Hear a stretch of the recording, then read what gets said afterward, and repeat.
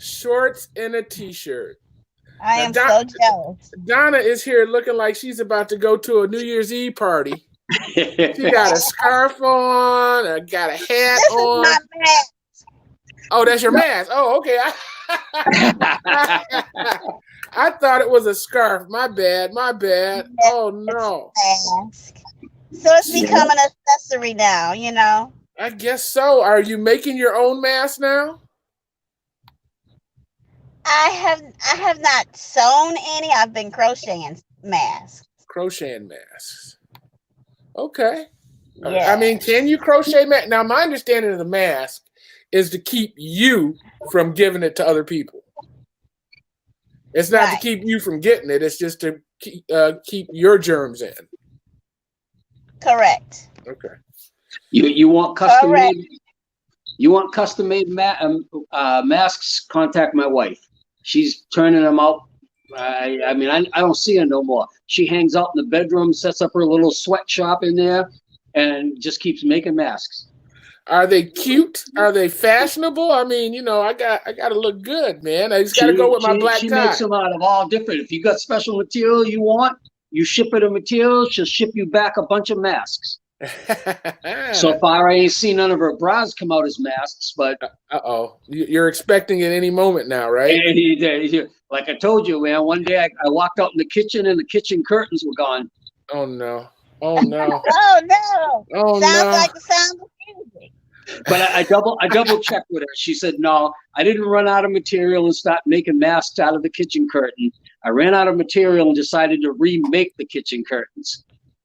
I like it. I like the way she thinks. That's a logic that can't be beat. Yeah. You know, we've been married 28 years, and I tell people there's a reason why I said yes to this one.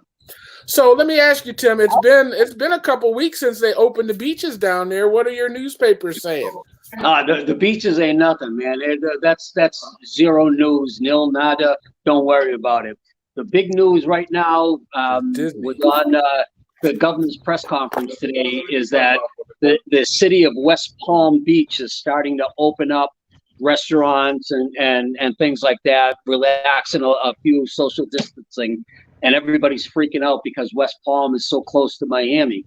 But they had the mayor of West Palm on the news conference, and he's like, yeah, look at our numbers. We are nowhere near Miami. We're closer to Tampa than we are to Miami in the numbers, so we can reopen. But they're downwind of Miami, aren't they? Go ahead, introduce your friends, Timmy. My buddy Joe over here, hanging out in his house. Hey, Joe. What up, dog? How's it going, guys? Everything. Are you guys practicing social distance? No social distancing in that house. No, there's plenty of social distancing in this house. There's only 5 people. There's no French kitchen or nothing. Ah, nice. All right. I think they're safe. It's not like it's a service or a church or anything. No. Right. It's just Joe and his daughter and son-in-law and granddaughter. Okay. So we're I just moved to another room there so that they can conversate out there in the front room and me not disturb them too much. All right, works for me. What'd you say, Donna? I was just asking. I forgot. Oh, never remind me. All right, so you know what my first question is going to be? What have we been watching? What did you watch this week, Donna, that we should know about? You don't have to tell us about your pornography. You really want to know what I watched? And Yes. I got really caught up in it. What'd you watch? Married at First Sight, something like that. Married at First Sight. Okay, Married right. at First Sight. Season 9. Season 9? There are 9 seasons of that? Dude. Actually, it's more than 9, but that's the one I was introduced to it, and I watched almost the whole series to the finale. That's one of those shows I just shake my head and scratch at the same time. My wife loves that series too, and I'm like, what? Well, I want to know what's the appeal. Tell me what I mean. I don't get it. What's it about? Okay, so these people really want to be married, but they've not had a good track record dating. So they allow it's a pastor who has, I think he's a degree in psychology or something. Then you have another doctor and a sex therapist lady, and they choose people to marry one another sight unseen.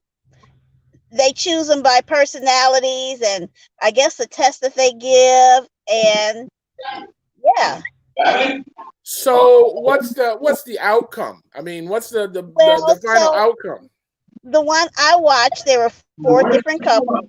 2 couples stayed married and 2 couples divorced. So 50-50 from the one I watched. And how do you see them picking the compatibilities? Are they both country folks? Are they both city folks? Or do they get somebody from Arkansas? He's a freaking traitor. No, they all live in the same city, for one. They all live in the same city, and they have a lot of commonalities.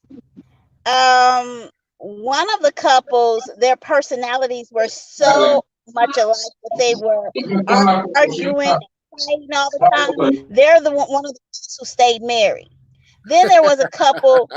It was a couple that the girl was they both were 27. The girl was a virgin and the guy wasn't. But all of the other elements in their relationship was magnificent. They looked good together. On paper, they made a wonderful couple.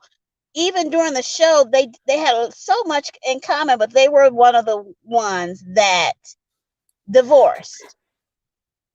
Then you had another couple that were really into sports, and they just didn't make it. He was a professional basketball player, and he wasn't So is it a game home. show? Are people trying to get points? Are they betting on whether these people stay together or not? No betting that I know of. It's just a reality show. I'm so intrigued. Once you start watching, you become intrigued of what's going to happen. That's what it's all about. I'm gonna try it. I'm gonna try it just because you said Married at First Sight. This is season 6. Yeah, that's the one you're gonna watch. Well, whichever one's I free. watch 9. You watch 9. All of them are free. All of them are free?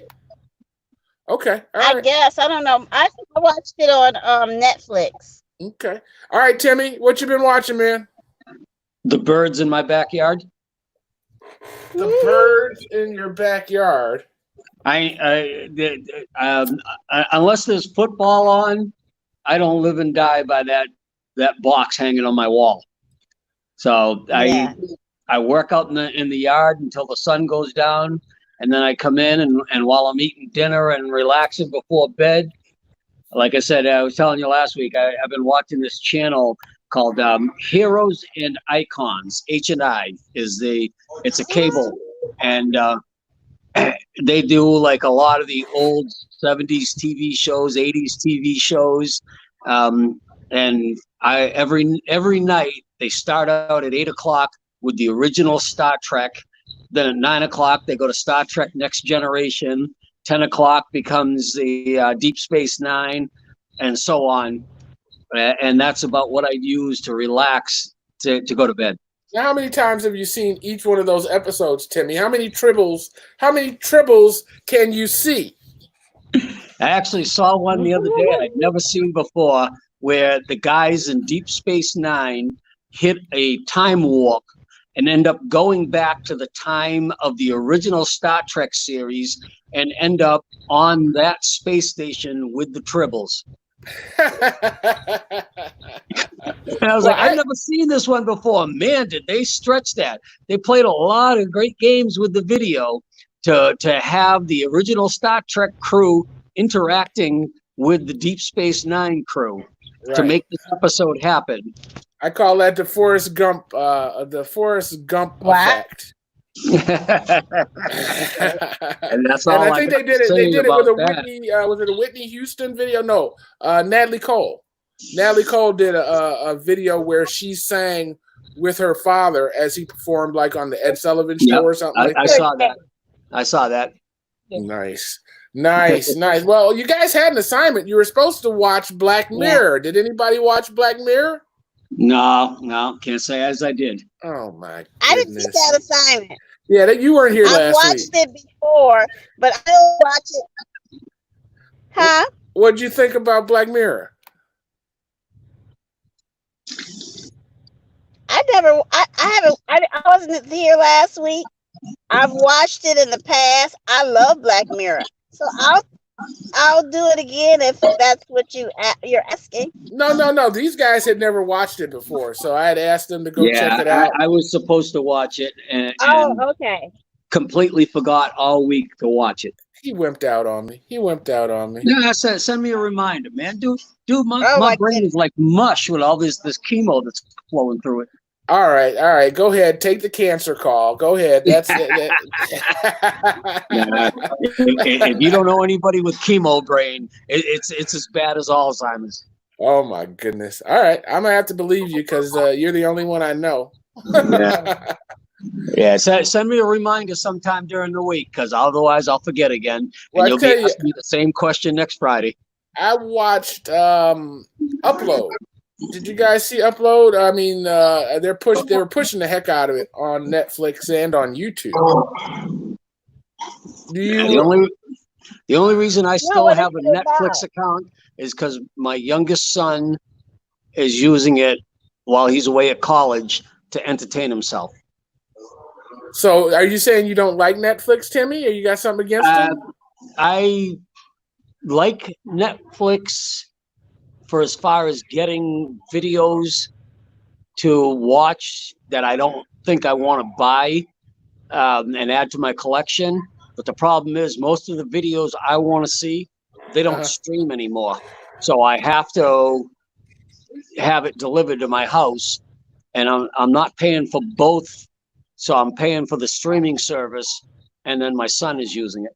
Well, how much is the DVD delivery service? I didn't even know they still offered that. I think it's a couple of bucks less a month than the streaming service. But I mean, I'm sure they've got a combo where you can do both because I've seen where stuff isn't available to stream. Yeah, what's not available to stream but deliverable. I think for the combo, the last time I had the combo package, it was like $3 more a month than the streaming service. So I think I'm paying like $14.99, right? I'm paying $14.11 a month for streaming only. Well, then wait a minute. Wow. That's 89 cents more than you. I don't know why. Maybe you get a veteran's discount. No. It might be because there's no sale. Well, no, there is a sales tax in Florida, but no. But my bill is at $14.11. Did you guys see Downsize? No, you didn't see the movie called Downsize where they're shrinking people so that they could save people's carbon footprint on the planet? You said shrinking people? Shrinking, yeah. They're making you the size of a Major Matt Mason, or big enough that rich people were sending their yachts and everything to their summer homes in Tuscany. You know what I mean? Earlier, I was talking to my neighbor across the street, and the subject of the all-electric $100,000 and some odd Tesla came up. And it reminded me of watching the news one night, and the woman from California had just paid $125 for an all-electric Tesla, and they asked her, "Well, what you feel is?" And she's like, "Oh, I feel so great because I eliminated my carbon footprint because I'm not burning fossil fuel anymore in my car." And I'm yelling at the TV, "Man, where do you think you're getting the electricity to charge that thing from?"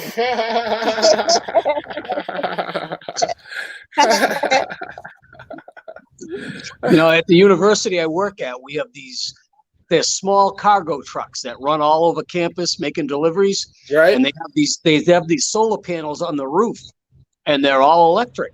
So one day, had an opportunity, I asked one of the guys, I said, so does that solar panel actually collect enough sunlight to generate the electricity to recharge the batteries? He said, hell no, we have to plug these things in every night. Right. Okay. So what is the purpose of It probably runs the headlights or it probably runs the cigarette lighter. Oh, right. That's probably all it is. My brother-in-law brought home this hybrid Escalade. And I'm like, okay, so this thing runs on electric and gas? How does that work out? Because like the Prius, anything under 35 miles an hour, it's running strictly electric. Once you go over 35, then it fires up the gas engine. And he looks at me and he says, well, here, and he brings up the computer system. And I quickly realized, okay, the only reason why this Escalade is getting 30 miles to the gallon is because it's being assisted by an electric engine. And so the gas engine isn't sucking down so much gas to run the Escalade. Well, I guess that works. I mean, anyway, I've been at intersections and I've heard all these cars starting to shut off. Yep. Yeah. And then start up when they hit the gas pedal, which is a Prius thing. You know what I mean? Well, the Prius will start up on electric. My daughter has one, and she averages about 58 miles to the gallon in her Prius. I love it because it's running pretty much on electric until you get over 35 miles an hour. Then the gas engine kicks in. And the computer system on the dashboard grades you on your driving habits. So you know whether or not you're being efficient in your driving habits. Right. There's I had rented a HR2 in Los Angeles, and it had a game on the speedometer. The part of the function of the electric system was regenerating electricity from braking. Yep. So you would have this green light that would come on when you slowed down perfectly and were able to recover 100% of the energy from the thing. It was fabulous. Yep. She's got all that in the dash on her car. And earlier today we were talking about that. Now she's working from home. So, she's only running around the city and she's not getting over 35 miles an hour. And she says, Daddy, I'm doing 70 miles to the gallon or better. I bet. Wow. I was getting 54 on the highway. Wow. And mine is 10 years old. Older than that. She got a new one? It's a 2018. That's nice. I didn't know that Tesla made another $125,000 car. I thought he was bringing them down to $35,000. The Model X. Did you hear the story on that? The federal government gave them the money to develop the one that was supposed to be affordable to you and I. They took the money, they developed that $125,000 one on the business model that they would sell enough of those to make a profit to reinvest in development of the cheaper model for the rest of us. Timmy, that's his whole business model. That's why he built the $300,000 Teslas first. He built those to build the $100,000, the $80,000 Tesla. Then he sold the $80,000 Teslas to build the $35,000 Tesla, which you can get today. You know what that reminds me of? And he probably did get government grants to build those first renditions of it. He did, and in 2008, and the economic reform or encouragement act in 2008, where the federal government started investing in a lot of green technology. Right. Tesla was one of the companies that benefited. So what he's doing, that's not misappropriating funds? No, to you and I, that would be misappropriating funds.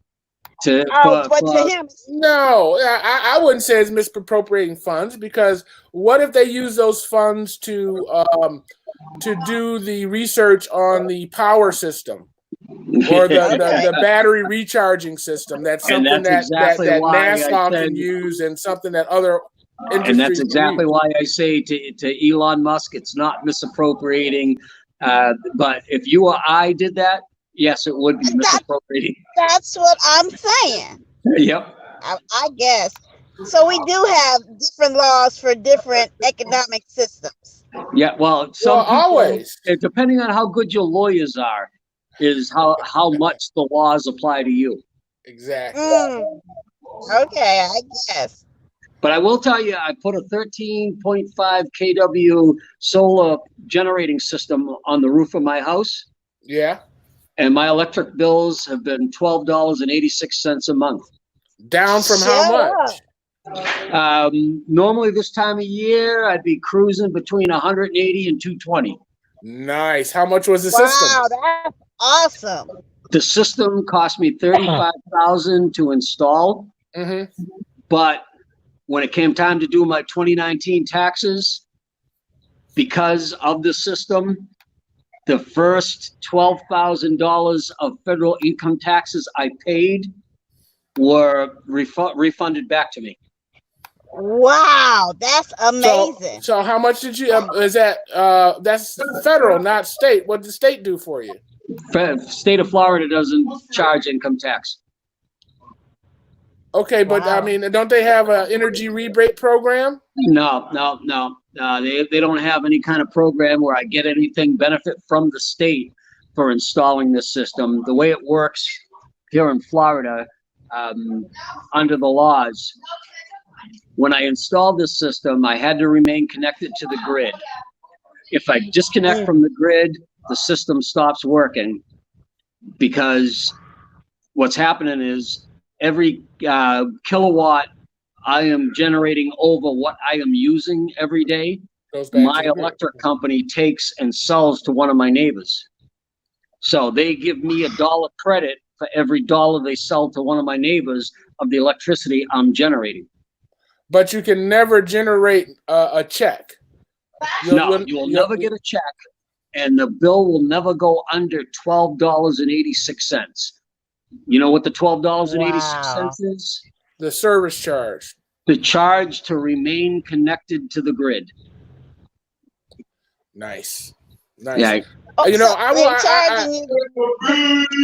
researched getting the system here, and I expect it's going to be about $30,000, but I'd rather pay $30,000 over 10 years and be done with it than pay consumers $350 a month for the rest of my life. But when I called them, the guy pulled me up on Google and said, "Nope, we can't help you," and went click. He said, "There's not enough open space." Yeah. So first thing that you have to understand in that is that there's a lot of companies now. Florida, it's not legal. In other states, like I know in Massachusetts, it's legal. There's a lot of companies that will say to you, basically, we'll install the system on your house and you don't have an electric bill. However, you don't get credit for the extra electricity you're generating. We do. In exchange, we maintain the electric solar system. Well, Florida, that's illegal. In Florida, the law says there can be no third party involved in the contract between you and the electric company. So what sounds like you hit into now, granted, I know people that have hit into it trying to get into these deals where somebody else pays the initial upfront charge and they basically pay that company back. And those companies will look at it and say, yeah, there's no way you're ever going to generate enough electricity to minimize your electric bill down to zero. Basically, your electric consumption down to zero. Yeah, I understand that. I mean, right. Yeah, so, they didn't even get to the quote part when I called them. But when I pulled up that Google website said my house was perfectly situated. I should be able to completely reduce. And I think it was actually underestimating, because it appears that I am over generating so much more electricity than I need, that I am building a credit that should take me right through the winter. Wow, awesome. Nice. How long did it take for them to install? I blinked and they were done. Get out of here. The two guys, Wow. the two guys that did the installation of the panels themselves, they were hilarious. These two guys, they were funny as all get out. They started on a Thursday. They were supposed to finish up on Saturday. However, Friday they quit at like 4:00 in the afternoon. And the lead guy says to me, "Hey, dude, we're gonna step out of here because like today's my birthday and we're gonna celebrate." And Saturday morning, I got a phone call from the supervisor saying, "Yeah, they're both a little under the weather, so they're not going to be there today." So they came on Sunday to finish the installation. And I told the supervisor, "You know what, dude? Don't worry about sending them on a Sunday. Let them come on Monday. We're cool." And he's like, "No, I got another job for them to start on Monday. So since they didn't show up today, they're showing up tomorrow." Oh, wow. So wait a minute. Is this the site you're talking about for the Google Yeah, it's a good question. It's a google.com/solar or something like that. And it takes the Google Maps satellite vision of your house and runs it through an algorithm and comes back and tells you whether you're a good candidate for a solar system or not. All right, and you say it was google.com solar? It's something like that. I found it from a friend of mine who had just had solar installed on his house, and he sent me the link because I told him I was thinking about doing the same thing at my house. Okay, well, maybe I'll find it before we're done talking about it. But I'm really interested in solar. It makes a lot of sense. I just don't the idea. Now, the funny part was when the guy, I'm on the phone with the inside sales guy for the company I selected, and he says to me, "Why are you doing this?" And I said to him, "Because I think it's important that if I can afford to do my part to minimize, the fossil fuel usage, that I should. I'm not one of these guys that says everybody should do it because I can't speak to everybody's financial situation." And the guy said to me, "All right, great, because you do know that it's going to take you about 10 years to break even on this investment, right?" I said, "Oh, yeah, I've already calculated that." I said, "And if it's 10 years, that's less time than I calculated." Awesome. I mean, typical. You spend more in the summer than in the winter, right? Air conditioning? Nope. We're actually the opposite because we don't run AC during the day during the summertime. We use just open up the doors and windows and use ceiling fans to keep a breeze blowing through the house. Okay, well, I found the site, I think. So what happens with us is during the winter time, and it's the worst time, or worst part is if I have my pool heater running. But even without the pool heater running, if we get a cold enough spell for 4 to 5 days that we have to run the heat, and it happens often enough, my electricity bill will go to $220, $240. That's not bad. Wow. Donna, what do you pay a month, Donna? I'm right now. I'm on the winter protection, so I'm paying like $230 a month plus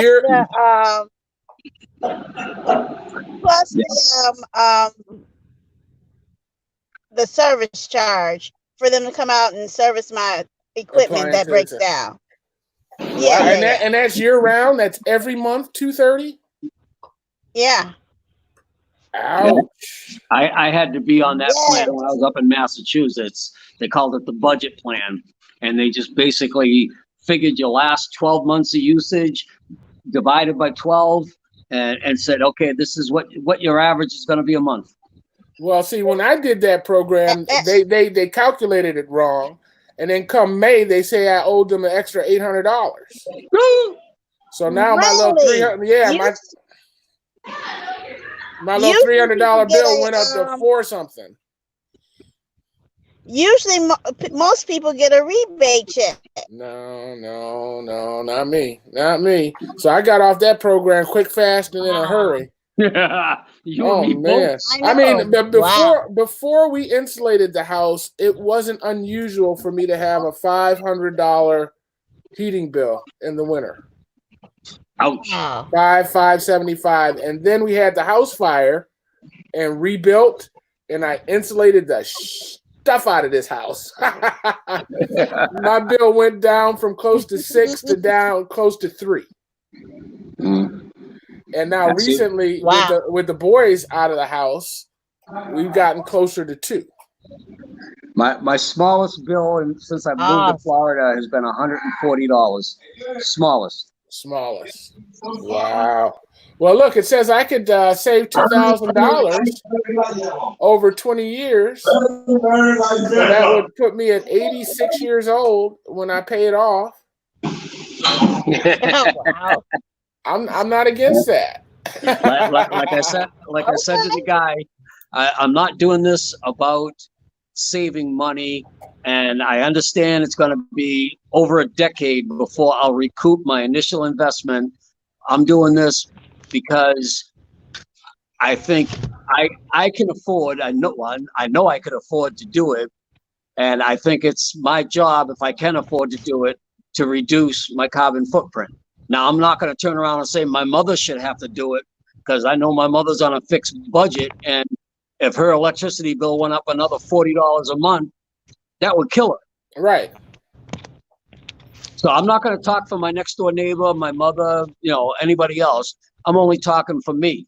And people are constantly saying to me, dude, that's not the Tim Boo I know. Where the hell is this coming from? And I say, look, when I talk to you about my politics and my belief on government spending, I'm talking to you from my basis of not just me, but my brother next door. And I'm not one of these people that says, burn the damn rich guy because he's rich either, because he got as much right to keep the money he makes as I got to keep the money I make.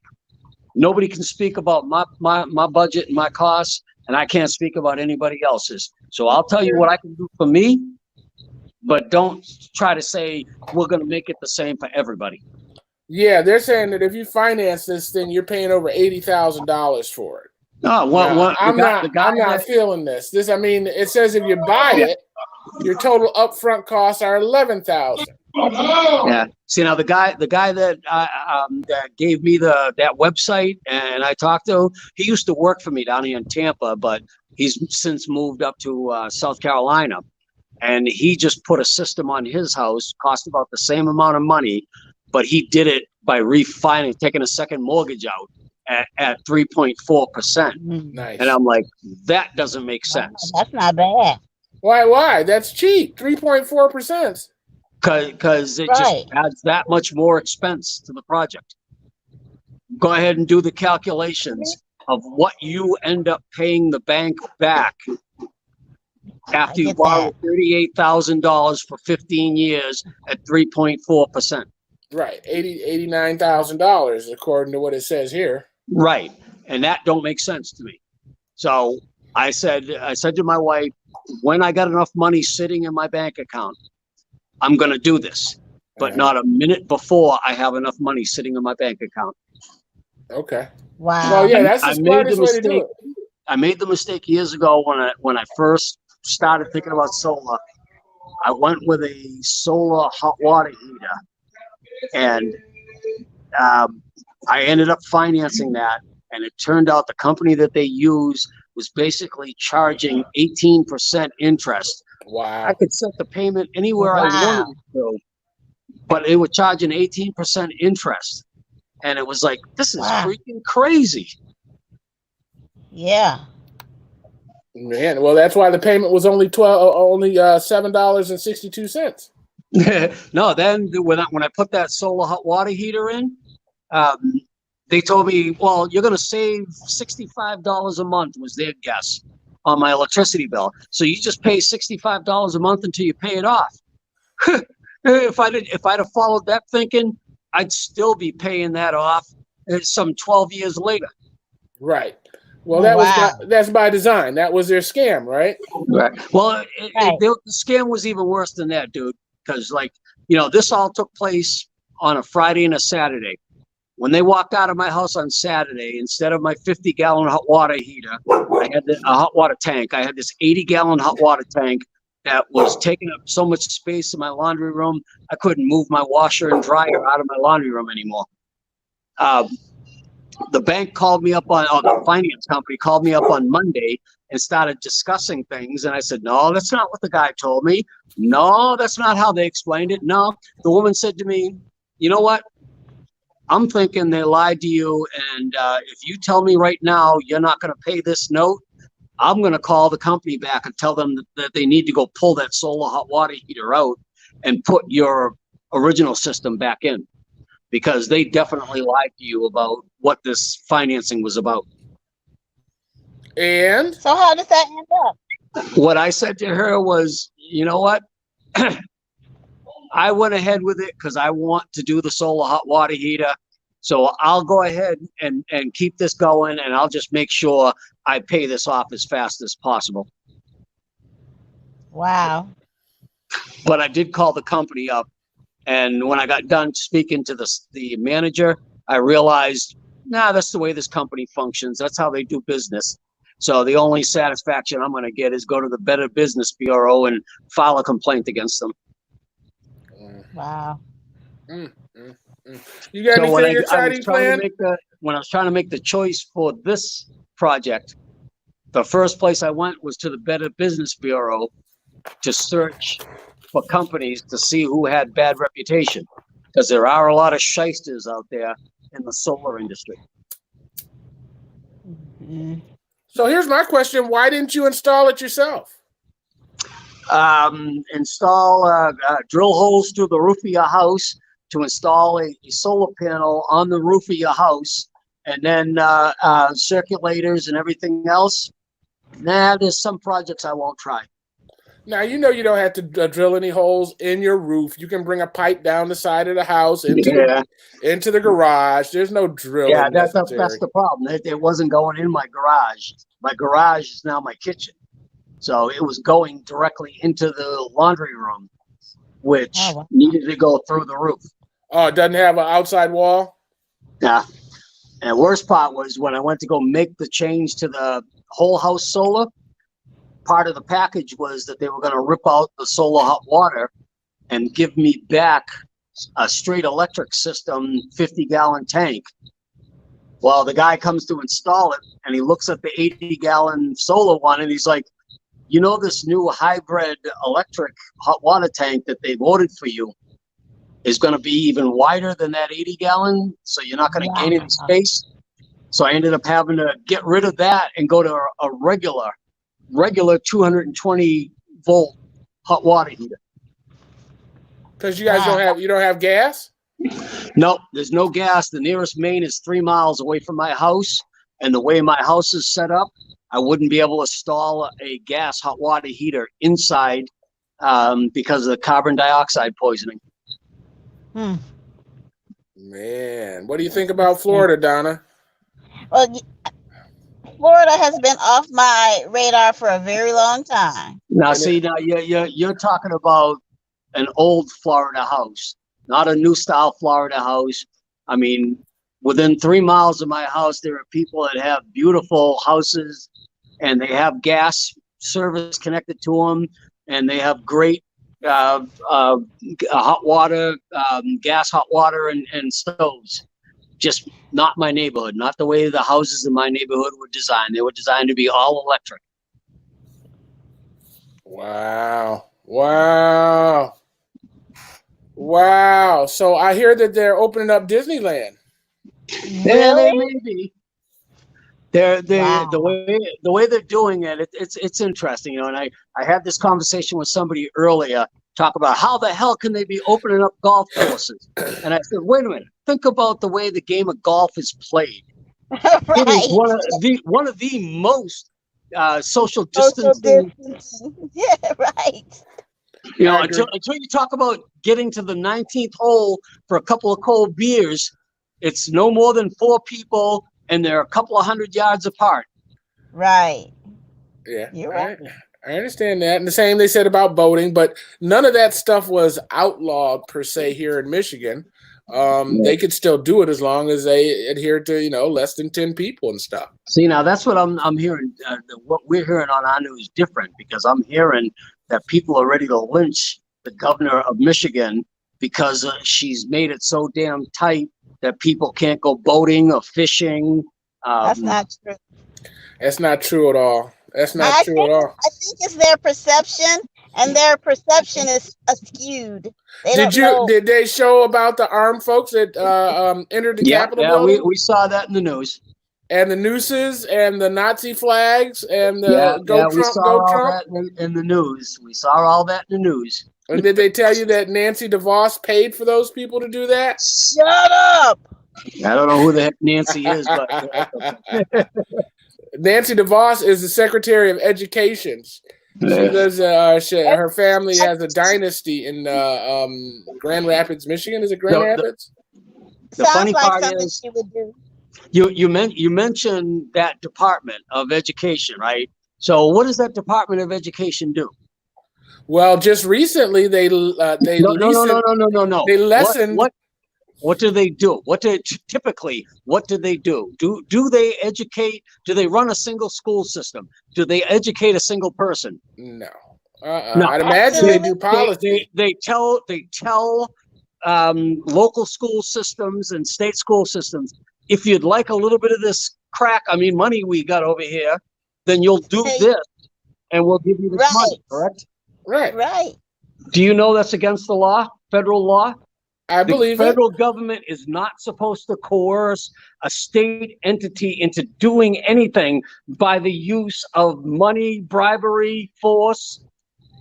And they do it all the time. All the time. Not just the Department of Education, the Department of Transportation. Right. Hey, you want some of this highway money? Put in a 55-mile-an-hour speed limit.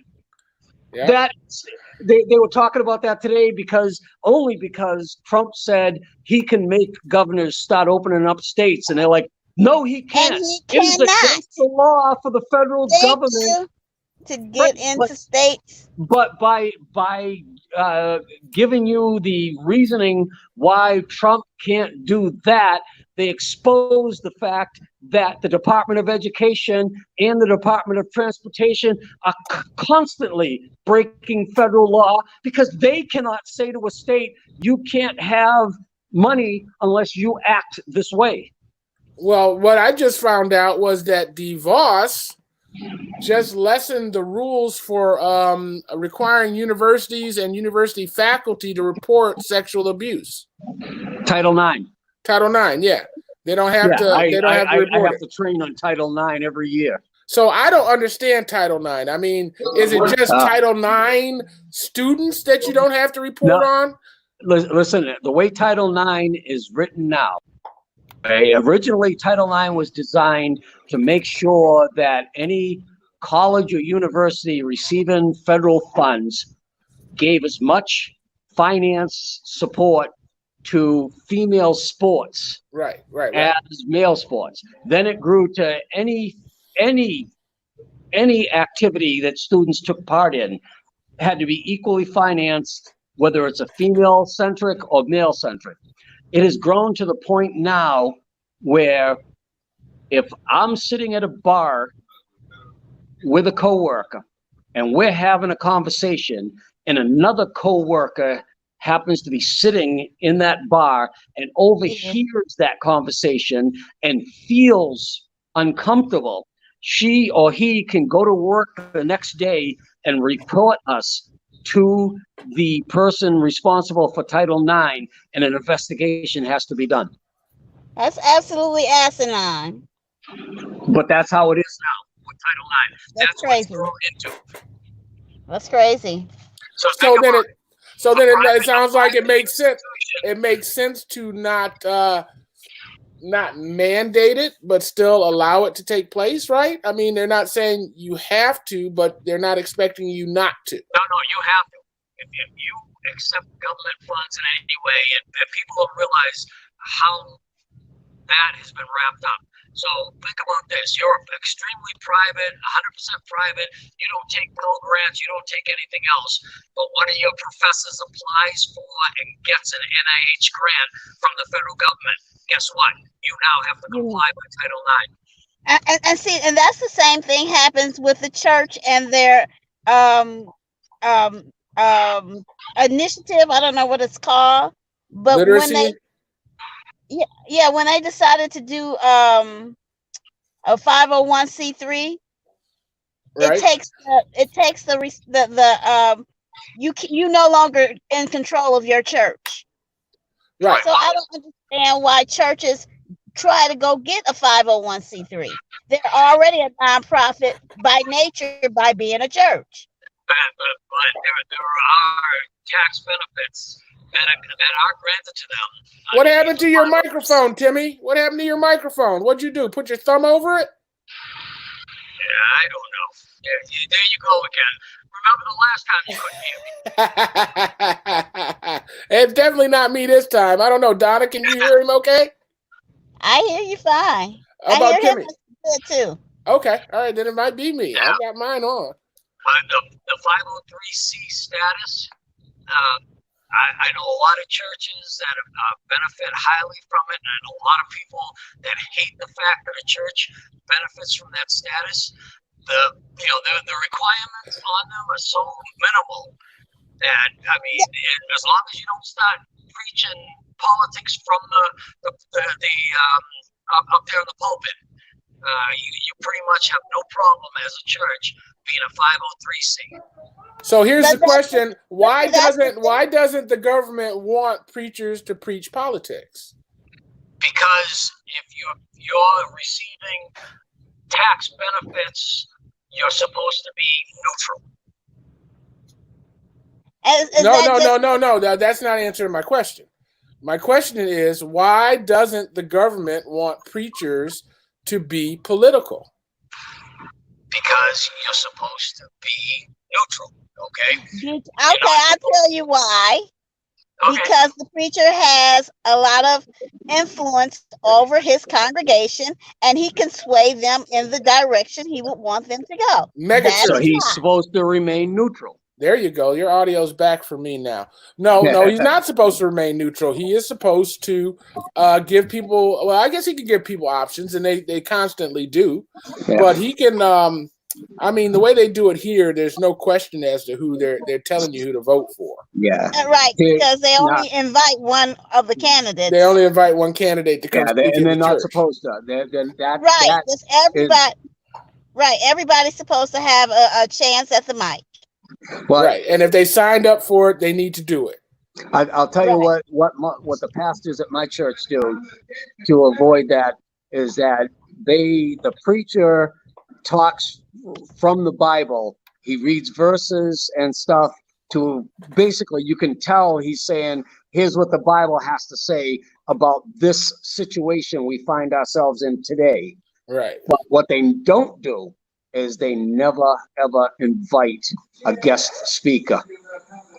They don't have somebody, because if they have somebody and that person is advocating one side, then they got to bring in somebody that advocates the other side. Have to be equal. I agree. It's supposed to be. It's supposed to be. It's supposed to be. But it doesn't happen that way. Not always. Not always, and it gets overlooked more than it should. And I am 100%. Though my church is my important thing in my life, I am 100% behind the church needs to remain neutral. Well, I mean, you can alienate your congregation. You don't know how which is Republican, which is Libertarian, which is Democrat. So yeah, it seems like it would be risky to go one way or the other. It can put a divide into the congregation, and the collection plate. We just kind of went through that, not in a too bad of a way. The pastor that we had that just left, well, she's been gone for a year now. She was with us for 5 years. And she was trying to take our church to the left to become what they call an affirming congregation, a reaffirming congregation. And after 5 years, she gave up and requested a transfer to another church. And, we got a new pastor. There were fractures starting to form in the church because some of our members are very conservative, very traditional. I mean, at one point, a couple of pastors ago, we stopped completely with a traditional Methodist service, and we lost probably half of our congregation over the age of 60. Wow. Well, that's probably on purpose. I mean, they're trying to get a younger group in there. But here's a what question: what does an affirmation church mean? I don't understand what that means. A reaffirmation church. Supposedly, that's the new terminology in the United Methodist community for churches that recognize gay rights, gay marriage, gay pastors. Like that. They call them reaffirmation congregations. And you're saying that your church didn't want to reaffirm?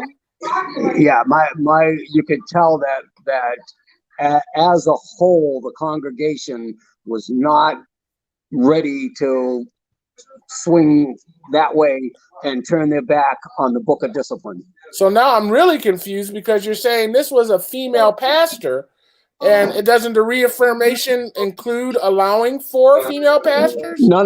The United Methodist Church allowed for female pastors years ago. Okay. Yeah. Hey guys, I'm gonna have to go.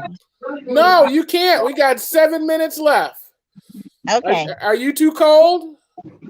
No, I'm good. No. So I'm going to ask you this question to pull you into the conversation. What did you have for dinner, Donna? What?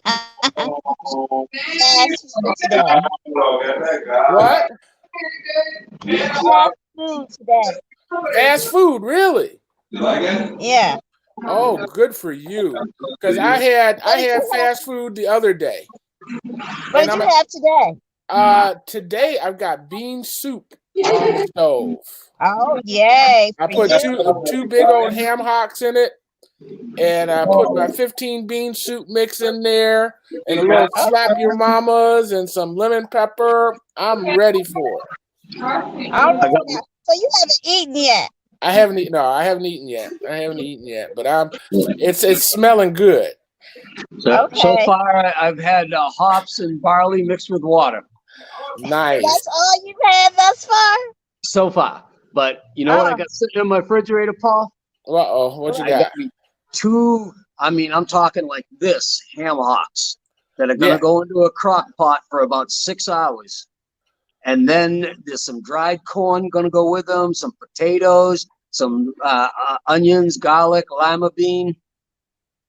Sounds good. It's a stew from my grandparents' home country. I'm about to say, that sounds a little Portuguese, doesn't it? Yeah, well, it's Cape Verdean. Yeah, it's called manchupa. Manchupa.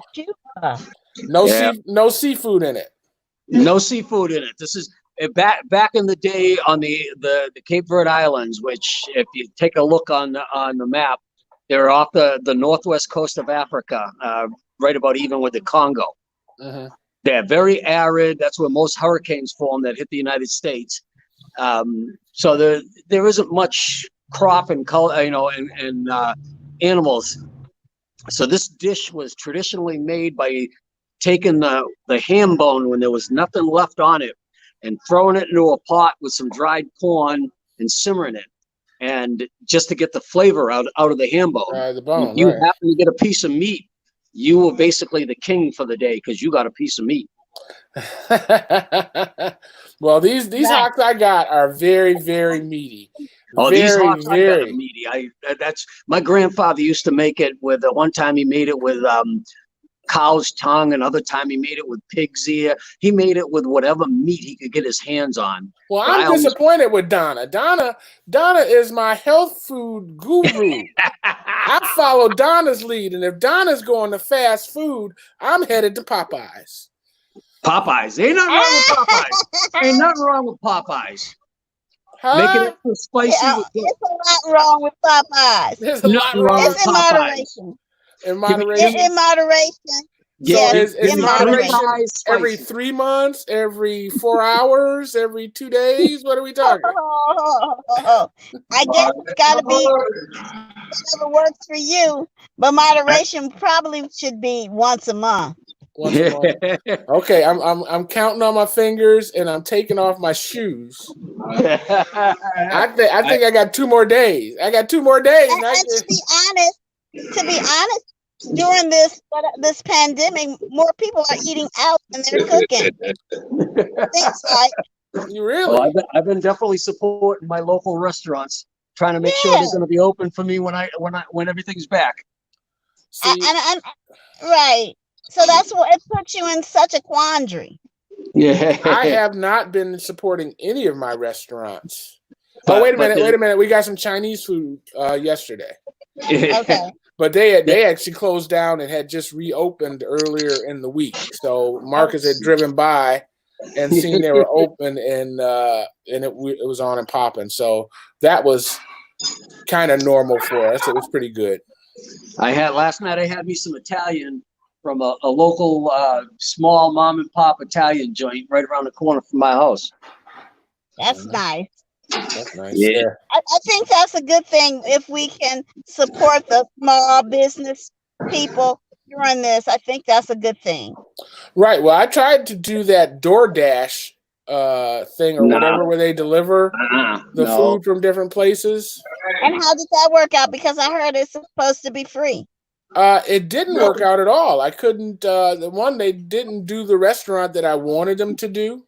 Oh. And I couldn't find. I mean, there's a couple services like that, so I ended up not doing it, and we just ended up cooking at home. We've been doing a lot of cooking at home. I've been buying in bulk, so I'll go buy a case of chicken breast, a case of this or whatever, and then we eat off the freezer until the next time. I just had a bad thought, brother. Uh-oh. Did you get a case of crabs too? Ooh, but oh, he's got jokes. He's got jokes. Yeah, you know why I don't do DoorDash? Why's that? One time I got I logged into my bank account, website, and I'm going through my debit card charges, and I realized that somewhere between buying something here in St. Petersburg and buying something here in St. Petersburg, I ordered $150 through DoorDash from a restaurant out in San Francisco, California. Oh, I bet you that shit was cold when it got there. I said the Visa fraud. Didn't you think something was not right here when I made a purchase in St. Petersburg, Florida at 9 a.m. and another purchase in St. Petersburg, Florida at 4 p.m.? Dude, hey, it gets worse than that. My bank cut me off on Christmas Eve. What?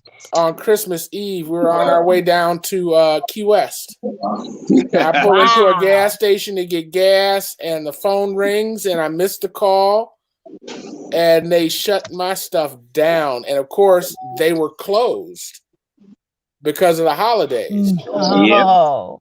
I had to call a friend and borrow $300 right then and there. Wow. Yeah, it was not good. I was very upset. Well, you got to call us and tell us you're leaving. I said, I'm a grown ass man. I ain't got to call you and tell you shit.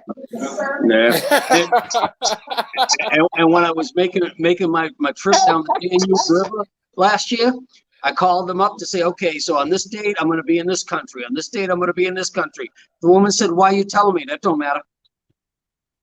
It don't matter. Unbelievable. Hey, guys, our time is up.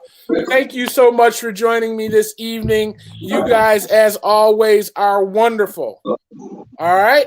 All right, Polly Paul, we'll catch you next week. All right, guys. Hey, if And you're I'll watching try this to and you want to join us next that week, feel Mirror free to do Black so. or We're Black here Mirror. every Friday night, 9 p.m., Eclectic Ramblings with your host, Paul Herring and Donna Taylor. It's always good. Remember, enjoy the life you're living just until you can live the life you'll enjoy. See if I can do this classy like.